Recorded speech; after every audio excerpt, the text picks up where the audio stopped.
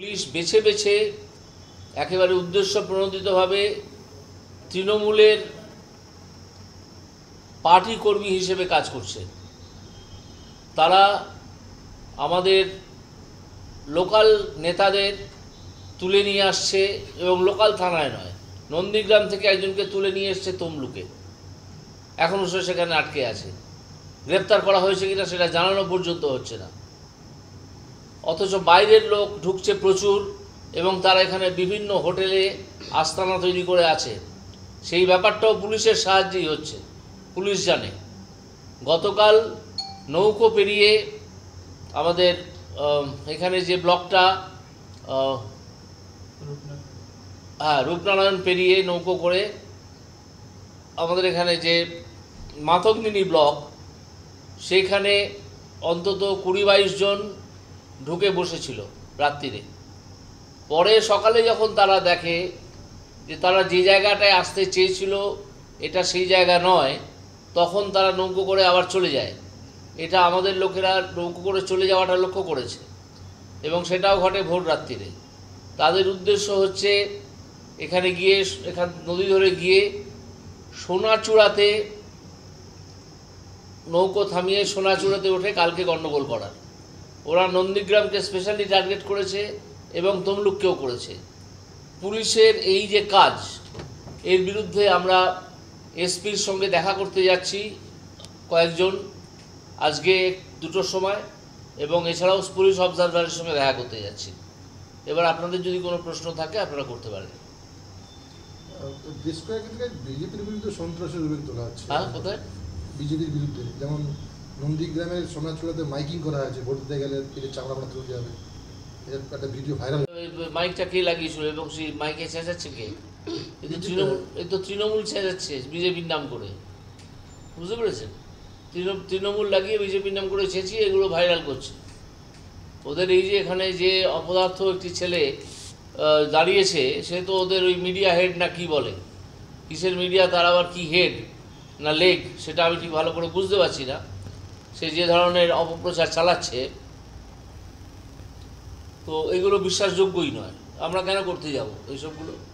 নন্দীগ্রাম থেকে তার নাম ছিল এফআইআরে? তার নাম ছিল না। তার কথাই আমি বলছি যে তাকে বাড়ি থেকে তুলে এনেছে, গ্রেপ্তার করেছে কিনা তমলুক থানায় বসিয়ে রেখেছে, গ্রেপ্তার করেছে কিনা সেটা এখনও পুলিশ জানাচ্ছে না।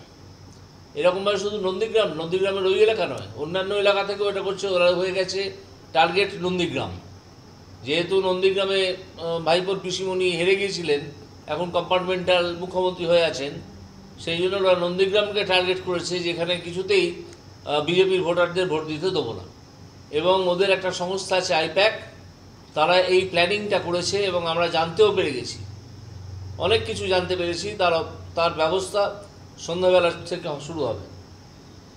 ময়নাতেও আপনাদের এক বিজেপি কর্মীর উপর আক্রমণের ঘটনা ঘটেছিল গতকাল।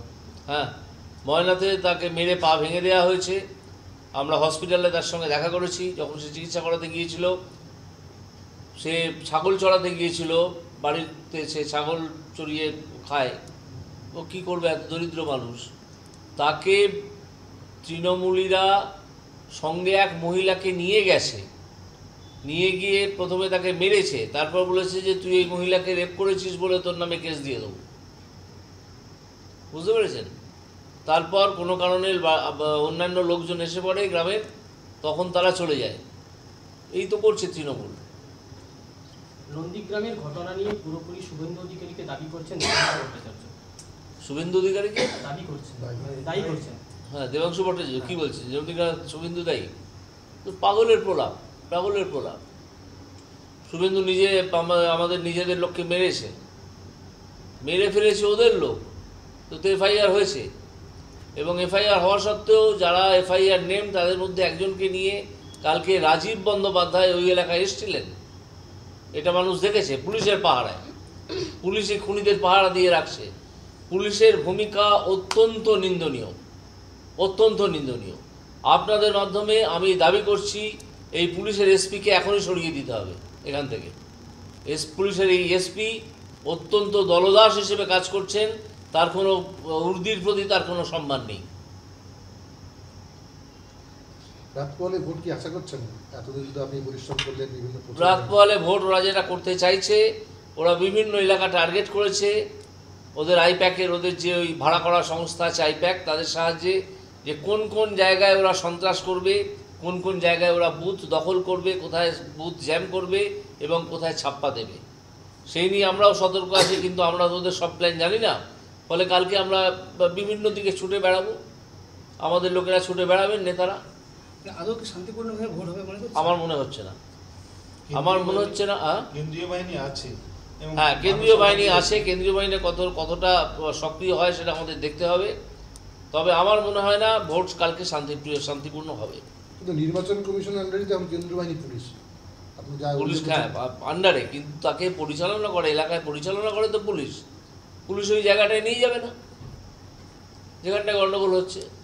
আমি সেদিন নন্দীগ্রাম থানায় গিয়ে নন্দীগ্রাম ওসির সঙ্গে কথা বলেছিলাম, অত্যন্ত ভদ্রভাবে কথা বলেছিলাম। ভদ্রভাবেই কথা বলাটা দস্তুর ভদ্রলোকের সঙ্গে, কিন্তু এখন দেখতে পাচ্ছি তিনি তো ভদ্রলোক নন, তিনি ওই খাকি উর্দির গায়ে দিয়ে ভাইপোর চাকর হয়ে কাজ করছেন, ভাইপোর চাকর হয়ে গেছেন।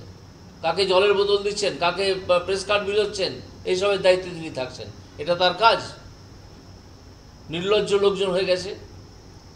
আমরা কিন্তু প্রচুর ব্যবস্থা নেবো এদের ক্ষেত্রে, এরা হয়তো বুঝতে পারছে না। এরা ভাবছে যে দালালি করে তাদের হয়ে কাজ করে একটা বিরাট কাজ কিছু করছে, বিরাট উপকার তাদের নিজেদের জন্য করছে বা তৃণমূলের জন্য করছে, কিন্তু তারা বুঝতে পারছে না প্রত্যেকটা এইসব কাজের হিসেব আমরা নেব। বিরোধীরা বলছে এবারে কেন্দ্রে বিজেপি আসবে না। সে তো তারা বলবেই, কেন্দ্রে বিজেপি আসবে না, মমতা ব্যানার্জি আসবে। 42টা সিট যদি মমতা ব্যানার্জিকে দিয়ে দেওয়া হয়, মমতা ব্যানার্জি কেন্দ্রে সরকার করবে 42টা সিট নিয়ে? এসব হাস্যকর কথাবার্তা। সমস্ত বুথেই কি আপনারা এজেন্ট দেবেন?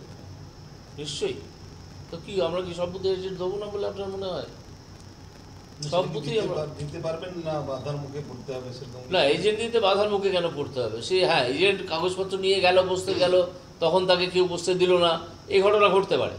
কিন্তু এই জায়গায় আমার ধারণা এই ঘটনা খুব বেশি জায়গায় ঘটবে না। দু একটা বুথ আছে যেখানে এই ঘটনা ঘটতে পারে। মানে এজেন্ট বসাতে পারলাম না তা নয়, এজেন্টকে তুলে দিল, তো আমাদের তখন যেতে হবে, গিয়ে দেখতে হবে বিষয়টা। কেন্দ্রীয় বাহিনীকে বলা থাকছে যে এইসব জায়গায় এগুলো সেন্সিটিভ বুথ, সেখানে এগুলো হতে পারে। তমলুকগুলো হ্যাঁ, তখন আপনারা কি মতে হাঁটবেন? তখন আমরা পুলিশ এবং কিউআরটি যারা আছেন, কুইক রেসপন্স টিম, তাদেরকে বলবো সক্রিয় হতে, এবং আমরা নিজেরাও সেই জায়গায় যাব। আমি যাব। ব্যুরো রিপোর্ট, এখন সংবাদ।